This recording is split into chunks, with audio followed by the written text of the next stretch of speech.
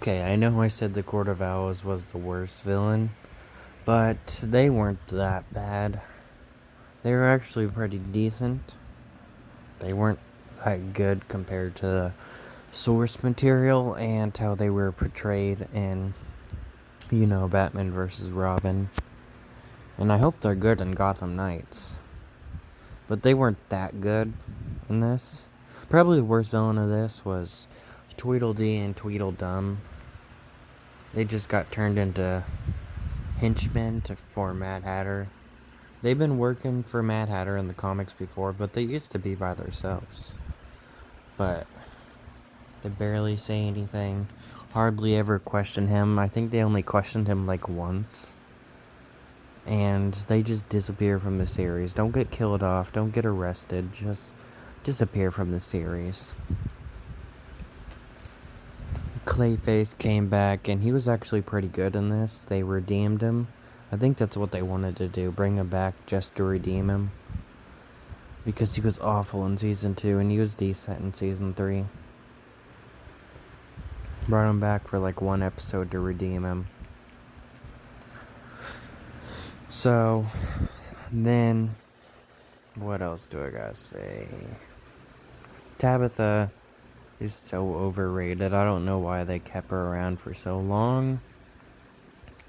And I don't know why they would give her a whip over Catwoman. They finally set up Catwoman having a whip on the last episode of Season 3. They just had Tabitha use it forever. And then they got, rid of Catwoman's claws, because I'm pretty sure she had some in Season 1. Because she clawed that one guy's eyes out in the Dollmaker episode. So, then they just, gave her a little switchblade for Season 2. And that's what she's had all the way up into Season 3. Probably all the way to 5. They just didn't want her to be comic accurate anymore. There was this really cool moment that I liked with Riddler and Jim in the car. It was actually really good. Because they actually know how to show emotion when they want to. But most of the stuff you can just predict happening. There's stuff where they just have lines pause and then they just say something that we all knew what they were gonna say. Butch Gilzine being set up as Cyrus Gold is whack.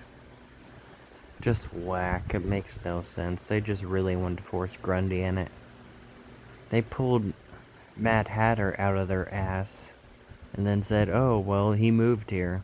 That's why he's here. But then first, Grundy, they just go, well, he's this character. Penguin, my favorite scene with him probably was definitely him being all up in Riddler's face, saying, I knew you would take me back to the harbor. I had this all planned out. I don't like how Mr. Freeze and Firefly are just set aside as henchmen for Penguin, though. They were probably best used in Season 2. I really didn't like how they brought back Fish, even though I don't like Fish. They brought her back just to kill her off. It was stupid. Really, really stupid.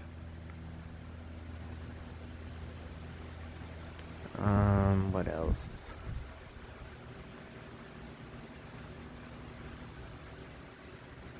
The Whisper Gang. Bulk probably got a better death than most of the characters in the series. Main characters that lasted for a few seasons and got killed off. Volk had a better death than them. Dude literally said, hey, go ask my dead friend. I'm not telling you shit. And then died like a hero. Died fighting. Oh, speaking of the Whisper Gang, in one episode, they say something about Alfred wanting to talk about the Whisper Gang, talk to the Whisper Gang, and he says, oh, sure I will if there's any of them still alive, and then that goes nowhere. He never talks to Harvey again saying they're all dead. He never talks to Harvey again saying, oh, I found out more information because one of them's alive. Just, it doesn't go anywhere.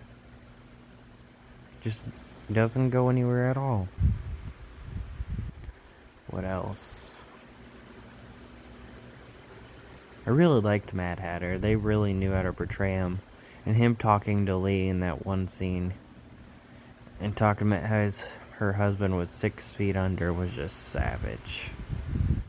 They really knew how to portray Mad Hatter, but some characters they just don't know how. Like Tweedledee and Tweedledum, Clayface in Season 2, the Dollmaker in Season 1. Dollmaker wasn't as bad as I remember, just like the Court of Owls, but he just wasn't that good.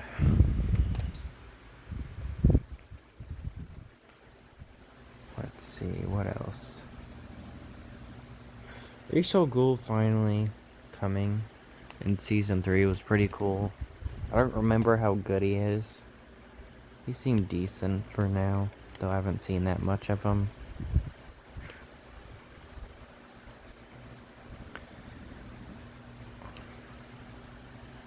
This is probably one of my favorite shows, but they have way too many flaws. Penguin and Jim and so many people have like this code where they say something and then it's all like, nope. Like, for instance, with the whole Falcone shit, I think it was back in Season 1. Penguin knocks down this old granny lady that works for Falcone, and he says, you're lucky I have a sweet spot for old ladies. Later, he takes the granny and her husband to his house, makes her fight her husband to the death, and then goes, oh, I was lying about the tickets because I was down to one shell, and then he shoots her with a shotgun. Doesn't really make sense, does it? Just like Jim killing Theo Gallivan. No, not just like that. When he was talking about trying to leave Penguin for dead back in Season 1. Though if you're gonna complain because I keep referring to Season 1, how about Season 3? I think it was the very first episode when he's fighting one of Hugo Strange's monsters. He doesn't even warn the person. He just lets it get hit by a car. Think about that for a second. But yeah, Season 3 was pretty good. I had so much to talk about, but I can't think about it. Oh, here's one. Why do people ship Penguin and Riddler? It's retarded. Penguin's gay. Riddler's not. Penguin is kind of stupid too, because the dude literally just lost his dad and his mom back in Season 2. Riddler and Gabe were the only one there for him. And you know what he does? Kills Riddler's girlfriend. He dealt with losing 2 people in his life. And then he's just gonna go and kill someone that's important to his so-called best friend that he's in love with. No. No. And Gabe's betrayal was kind of stupid and felt kind of forced. But at the same time, it didn't. Because Gabe did betray Frankie for a higher pay raise. But he did really feel loyal to Penguin and was definitely there for him a lot. I remember when Gabe threatened that dirty cop. The dirty cop came begging to Jim for his life and to not hurt his family again. Gabe did a lot of things for Penguin. And then when Theo Gallivan was out there to kill his mom, the dude literally said, boss, let us whack him for you. We don't want you getting hurt.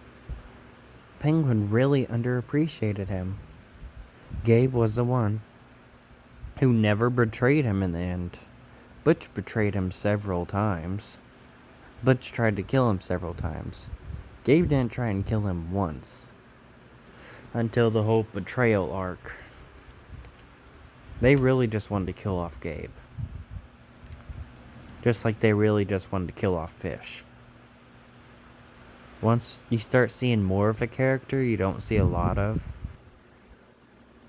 you know they're gonna die. Because when you see a character for a long time, you don't think they're gonna die. Then they just stop showing up as much. Then they start showing up more again, you know they're gonna die. Because that's what Gotham likes to do. So I can't wait to watch Season 4 and review it. Though I probably won't watch it for a little bit because I want to finish Hitman Absolution and like the 20 other games I got recently. But yeah, I'm going to do a review on Hitman Absolution. I need to do a review on some of the games that I've beaten a long time ago. Well, not that long ago, but some of the games that I've beaten that I just haven't gotten around to reviewing yet. Like Hitman 1, I'm pretty sure I haven't done on, even though I've done Hitman 2. I needed to play 2K15 a bit more, like story mode and shit, so I can do a review on that. And I'm gonna do a review on MK11 whenever I feel like it. But I don't want to right now. But yeah, I think that's about it.